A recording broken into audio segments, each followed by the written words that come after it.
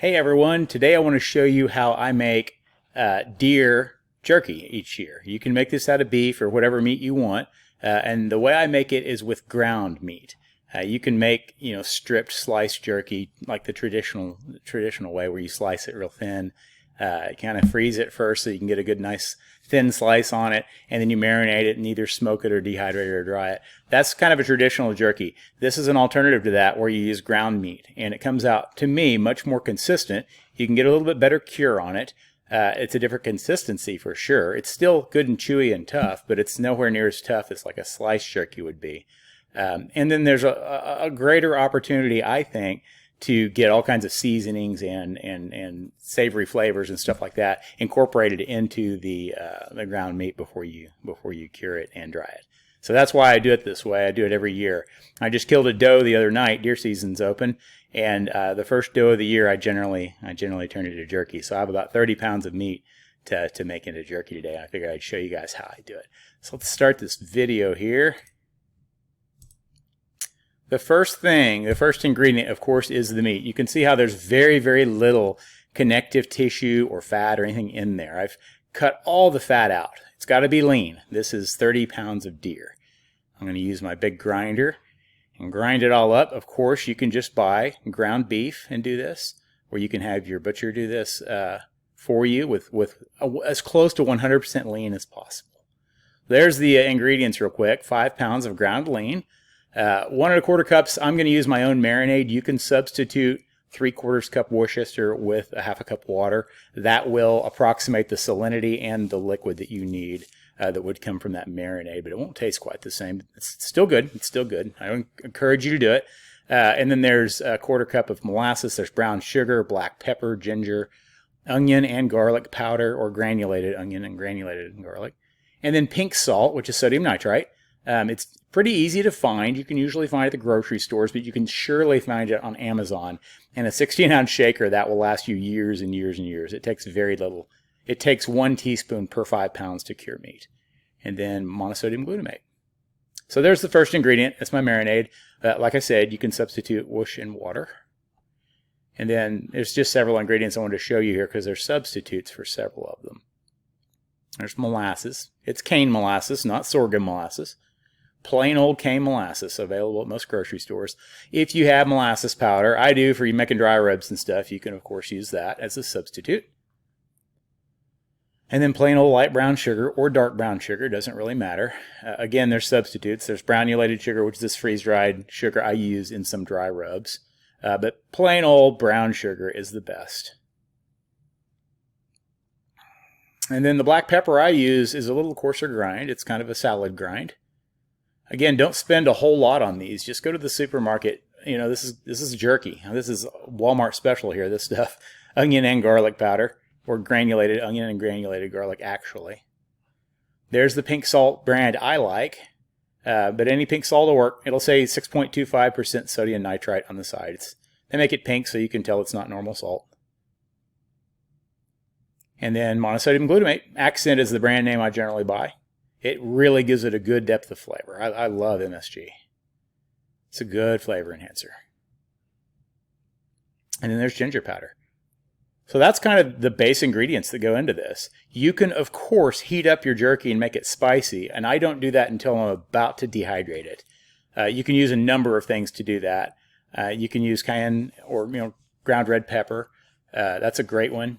You could just use more black pepper. There's all kinds of purees and powders. I have access to these because I make spice blends, but this is habanero powder. It really adds a big punch. Some other things you can use are mashes. Like this is habanero mash puree, and this is ghost pepper mash. I also have some pure purees that I can order that I get from time to time. These are really hot ones. Carolina Reaper and Ghost Chili. Anyway, those I add later. But this is all those ingredients put together. Except for, of course, the pepper, the red pepper and the purees. I don't do those till later. So I'm going to weigh out a 10-pound batch. That recipe I showed you earlier, by the way, is for a 5-pound batch. But I have 30 pounds to get through here of deer. So I'm going to do a 10-pound batch here for you guys. So I weigh out 10 pounds, add everything in, and just mix it thoroughly. Now, since that has curing salt in there, you want to mix this as thoroughly as possible so that that curing salt has a chance to come in contact with every bit of that meat. Curing salt makes the product really, really, really safe and bacteriostatic to a large degree. So I like to use these 2-gallon Ziplocs, just a zip top bag, put it in the fridge overnight. Here I got 20 more pounds to make, so I'm going to do that real quick. But it's the same process, just a lot more ingredients. And my big bowl. Mix it all up, and again, bag it in 5-pound batches. That way, I like to do it in 5-pound batches like that. It's easier to manage for one, but I can make each one a different heat level. Some people like it spicy, some people like it mild, so I make several different heat levels. And then those go in the fridge for 12 hours. LEM makes these, what they call jerky cannons, to squeeze out the jerky into strips. It's really simple. You just kind of roll up the product in your hand and put it in the tube and kind of shake it down to the bottom, and it works like a really big caulking gun. They're industrially made, man. These things are great. They're easy to clean. They're easy to operate. And you just kind of connect it and use it, like I said, like a big caulking gun. I'm going to go really slow here to show you guys how it works, but you can go fast with these things. I mean, you can kick out a lot of product really quickly. And so I make these strips on these trays. I'm also using an LEM 10 tray. It's called a Mighty Bite, I think. 10 tray dehydrator. So each of these trays holds a pound of meat. So I can do 10 pounds of meat in one dehydration. I would encourage you guys to get together with other hunters and friends and share these things. I mean, there's no reason every guy should own, every kitchen should have a separate one of these. It's just, share this. Get 6 or 7 or 8 of you and together and buy these things, and then you can all use them, and it gets really inexpensive then. So there's 10 strips of jerky on one tray. And that's 1 pound. This video isn't so much about how to dehydrate the jerky. It's pretty much pop it in the dehydrator. It's more about the recipe. I just really wanted to share that with everyone. I'm really proud of it. I've worked on it for a lot of years. So in the trays go, and you just wash, rinse, repeat till it's full. I turn the LEM up to 150, which is its highest setting, and I go to 7 hours. And that works out perfectly for this recipe.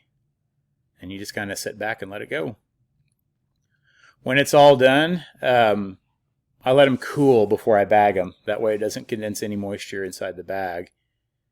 And then, just bag them up in Ziplocs. Here's that jerky cannon again. See how easy it comes apart? It's really simple to clean. One of the things I love about it. Like I said, it's like a really big caulking gun, but there's no tiny little crevices for meat to get into. All the threads are very large. Comes with a bottle brush you can load up with soapy water and go through the middle of the barrel. It's a good device for sure. I don't have any affiliation with them, with LEM at all, but I do like their products, so I talk about them quite a lot. They make a really good product for like consumer grade for sure. So there they are. You just kind of pop them off the grates, and I like to cut them into thirds with some shears. You could just tear it in half, but I don't do that. I just cut them in thirds with these meat shears. That way they fit in the bags better. And I like to purchase these pint Ziploc freezer bags.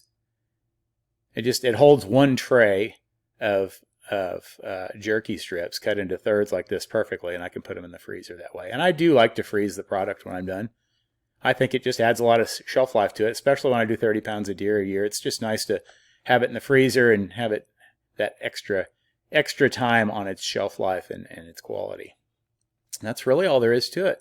That's how I make my ground jerky strips out of deer or beef. And you can see they come out with just a beautiful mahogany color because of that curing salt. Texture is really good. It's different. It's not the same as like a sliced strip would be. The sliced strip is really, really tough by nature, hence the name. But this has a different texture to it, and I think it incorporates the seasonings a lot better into the entire product. And so that's why I like to make these ground strips. Just takes another tool that you might already have, which is that jerky cannon. So anyway, that's my recipe. I'm really proud of it. It's taken me a lot of years to come up with that, and so I wanted to share it with you guys. So I hope you do that. go out and try this with beef or with deer. And I'll see you guys next time. Thanks.